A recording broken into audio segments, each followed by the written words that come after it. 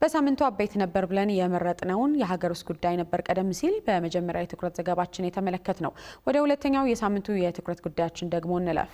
ኢትዮጵያ ባለፉት ዓመታት ባለመግባባትና በግጭቶች የተነሳ የገጠሟት ከባድ ፈተናዎችን መልሳ እንዳትጋፈጥ ልዩነቶችን በሰላማዊ መንገድ ለመፍታት መስራት ይገባል ሲሉ የሃይማኖት አባቶች አሳስበዋል።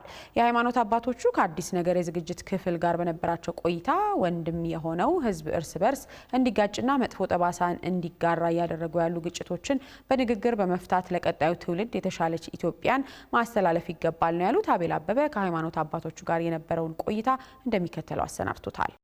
ኢትዮጵያና ኢትዮጵያውያንን የተመለከቱ የሰላም እጦት ዜናዎች የዓለም አቀፉ መገናኛ ብዙሃንና የበይነ መረብ የፊት ገጽ ማሟሻዎች መሆን ከጀመሩ ከራርመዋል። ኢትዮጵያዊውን ዜጋ በዓለም ፊት አንገት የሚያስደፉ አሰቃቂ መረጃዎች በየሪፖርቱ ታትመው መውጣት ከጀመሩ እንዲሁ ጥቂት የማይባሉ ዓመታት ናቸው የተቆጠሩት። አንዱ የግጭት ቋጠሮ ተፈቶ ዜጎች የሰላምን አየር ተንፍሰው እፎይ ማለት ሲጀምሩ የሌላው አካባቢ ሰቆቃ እየተደመጠ በተለያዩ የሀገሪቱ ክፍሎች የሚለኮሱ የግጭት እሳቶችን ቀድሞ መከላከል እየተሳነ ዓመታት ተቆጥረዋል። እዚህም እዚያም ከትመው የጠመንጃ ትግልን አማራጭ ያደረጉ ታጣቂ ኃይሎች መበርከት ደግሞ ህብረተሰቡ የዕለት ተዕለት መደበኛ ህይወቱ ቅንጦት እንዲሆንበት ሲያደርግም ተስተውሏል። እነዚህ በአንዳንድ የአገሪቱ ክፍሎች የሚስተዋሉ የግጭት አውዶች የቀየው ሰው ሆኖ በመፈጠሩ ብቻ የሚጎናጸፈውን በህይወት የመኖር ዋስትና እንዲያጣ በስጋትና መሸማቀቅ ውስጥ እንዲኖርም አድርገውታል። ይህ አይነቱ የግጭት አዙሪት ሳይቋጭ ለመዝለቁ የሰላም ጥረቶችም ደጋግመው ለመክሸፋቸውና ሰላም ለመሸሹ ከመንግስት አንስቶ እንደ ሀገር ሁሉም የየድርሻውን ጠጠር አዋጥቷል።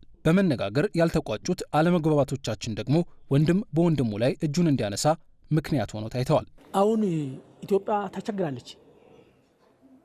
በሰሜን፣ በምስራቅ፣ በምዕራብ ማን ነው እያስቸገረ ያለው የምለውን ነገር ብናስበው እኔ፣ አንተ፣ አንቺ ይሄንን አሁን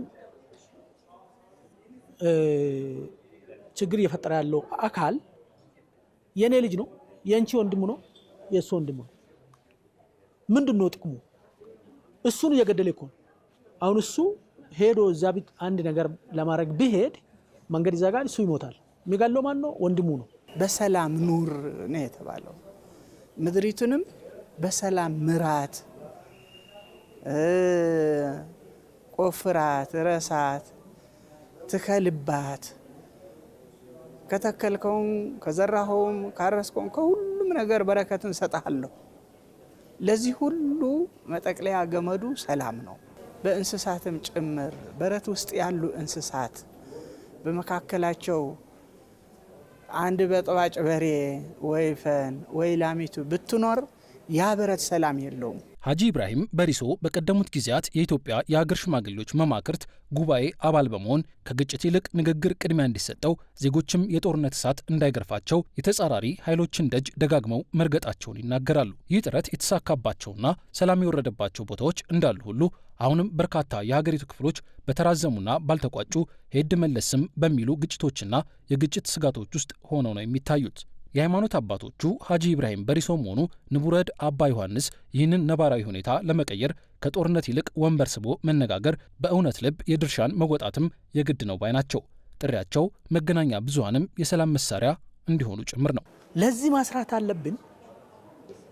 የሃይማኖት አባት እንለው ሰዎች እኛ ራሳችን ችግር አለብን።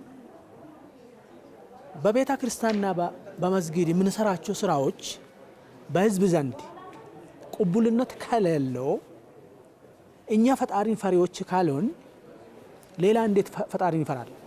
መለየት ያስፈልጋል። ሰላማዊን ሰላም ከማይሻጋር አሁን በጅምላ ሁሉ ተሰብስቦ ሰላም ቢል አይቻልም። ግን ለመለየት ደግሞ መወያየት፣ መነጋገር፣ መተሳሰብ የኔ በላይነት ሳይሆን የወንድሜን ሐሳብ ብሎ ከወንድሙ ከእህቱ ከአባቱ ጋራ ምሁር ከተማሪው ተማሪው ከምሁሩ ጋራ መደማመጥ፣ መተሳሰብ፣ መወያየት፣ መቻቻል የሚለው ይሄ ሁሉ ጊዜ ወርቃማ ህግ የምንለው እኮ ለኔ ሳይሆን ለሱ ለኔ ሳይሆን ለሷ የሚለው ነው። ጫካ የለኑ ጭምር ገብተን እናወያየልን። ከሞትን እኮ አንድ ጉርጋድ ነው የምናገማ እንጂ 30 40 አይደለም። ለሰላም ብንሞት በሚል ያ ሁሉ ስራ ሰርተናል።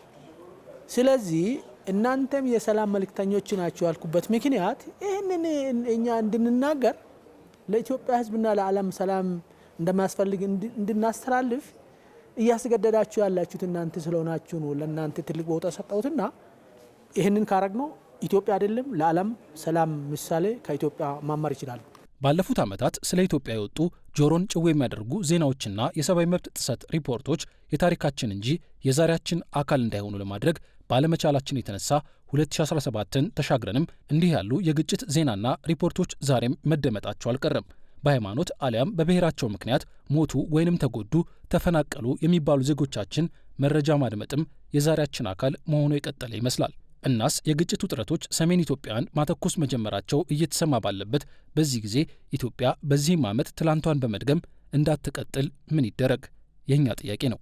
አምና በዚህ ህይወት ካለፍኩ ዘንድሮ በየት ማለፍ አለብኝ ብሎ የሚያስብ መሆን አለበት። ከዚህ አንጻር ለወደፊቱ አሁን እየታዩ ያሉ ነገሮች እንዲቀሩ መነጋገር ያስፈልጋል። ለመነጋገር ከሃይማኖት አባቶች ይጀምራል፣ ከሀገር ሽማግሌዎች ይጀምራል፣ ከሀገር መሪዎች ጋርም ይጀምራል። መነጋገር ያስፈልጋል። ከዚያ ነገ አገር ተረካቢ የሆነው ወጣት ደግሞ በሰፊው እሱ ላይ መሰራት አለበት። አገር ተረካቢ ሀገሪቱን መረከብ እንዲችል መወያየት ነው መፍትሄው፣ መተሳሰብ ነው መፍትሄው። መንግስት ኃላፊ እኮ ነው። ብልጽግና ያልፋል፣ ነገ ደግሞ ሌላም ብልጽግና ይመጣል። መሪዎች ያልፋሉ፣ ሌሎች መሪዎች ይመጣሉ። ህዝብ አያልፍም። አንቺ ታልፋለሽ፣ ልጅሽ አለ፣ ልጅሽ ያልፋል፣ የልጅ ልጅ አለ። ኢትዮጵያ ትቀጥላለች። ስለዚህ የ2017 የችግሩ መንስኤዎችን በደንብ አጥረን ገምግመን ለይተን 2018ን ሰላምን፣ ፍቅርን ይዘን ማግባት እንዳለብን በጽኑ አምናለሁኝ።